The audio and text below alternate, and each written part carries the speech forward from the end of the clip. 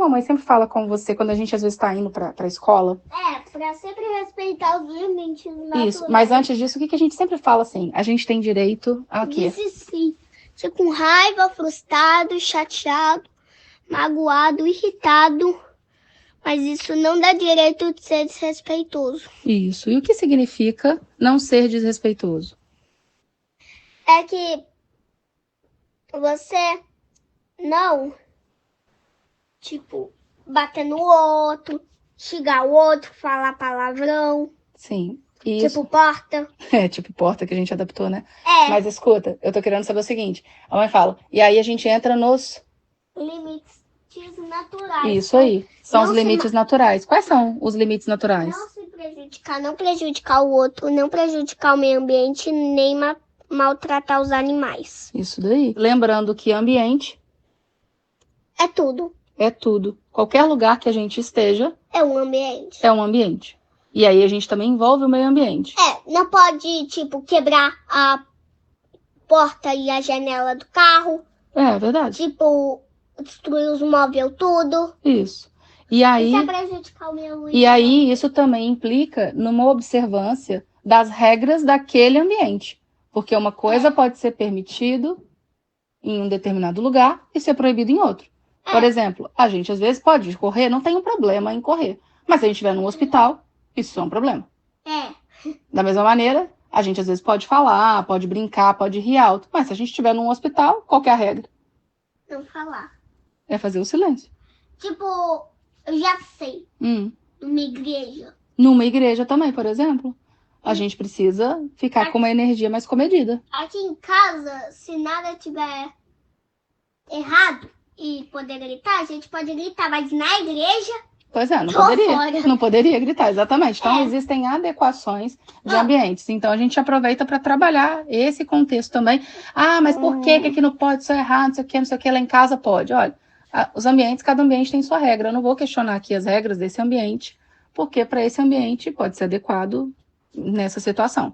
E aí, com isso, eu trabalho também... a gente vai trabalhando, isso aqui é uma construção, tá? E aí, diante daquilo... a gente teve uma situação até recente, né, meu filho? Que a gente conversou, e aí aconteceu uma situação na escola, que aí ele trouxe assim, mas você nunca falou que isso era proibido? Aí eu trouxe para ele, filho, agora você já tá grande o suficiente para ter o quê? Consciência. Exatamente. Ter consciência das suas atitudes, das suas percepções. Então, quando eu trouxe essa situação para ele, eu falei o seguinte, eu não vou conseguir prever todas as situações que você vai se deparar ao longo da sua vida. Por isso que eu tô te dando ferramenta e recurso para você saber lidar. Quando você perceber que tem alguma coisa assim estranha, tá te soando estranho, você tá ali, você para, consulta a sua consciência, porque agora você já é capaz de fazer isso.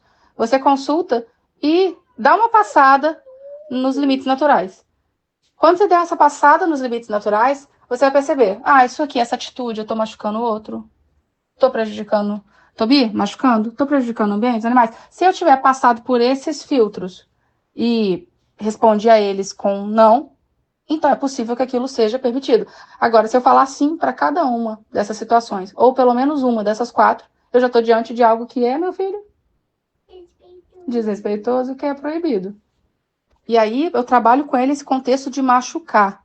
A gente tem o machucar no sentido físico, mas também, filho? No mental. No mental, no psicológico. Falar, eu te odeio. Tipo isso. A gente pode machucar, ferir os outros com a palavra. Chamar o outro de alguma coisa que é ruim, assim. Tipo bundão, baleia. Essas coisas todas. Usar atributos físicos para falar das pessoas. Oi, careca. É tipo isso, exatamente, a gente está sendo desrespeitoso. E aí, com isso, a gente vai trabalhando esse conceito até do sentido psicológico, que encaixa muito bem também nesse contexto que você está trazendo.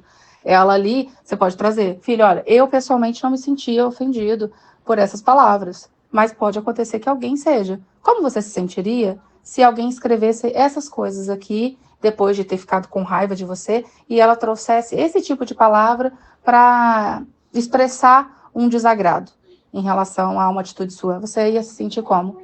E aí você vai trazendo ela para a situação. A gente tem o direito de sentir raiva, tem o direito de sentir a frustração com isso, minha filha. Mas a gente tem alguns limites que a gente precisa observar porque a gente está diante de um outro. E a gente precisa ter responsabilidade naquilo que a gente faz, naquilo que a gente opta por fazer, por falar.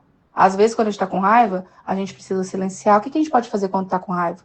A gente precisa, inclusive, encontrar maneiras positivas de extravasar nossa raiva. Vamos trabalhar, então, em opções positivas? O que a gente pode fazer para extravasar nossa raiva, nossa frustração, etc. E aí você está fomentando recurso nela.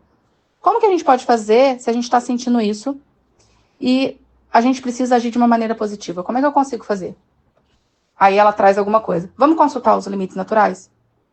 Isso que você trouxe de opção está machucando você mesma, está machucando o outro, está prejudicando o ambiente ou maltratando o animal? Não, não está. Então, é uma opção positiva.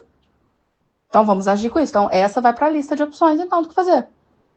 O que mais que você pode fazer? Aí você pode ajudar ela também, com várias outras ferramentas. E aí você vai trabalhando em cima disso para ela interiorizar isso.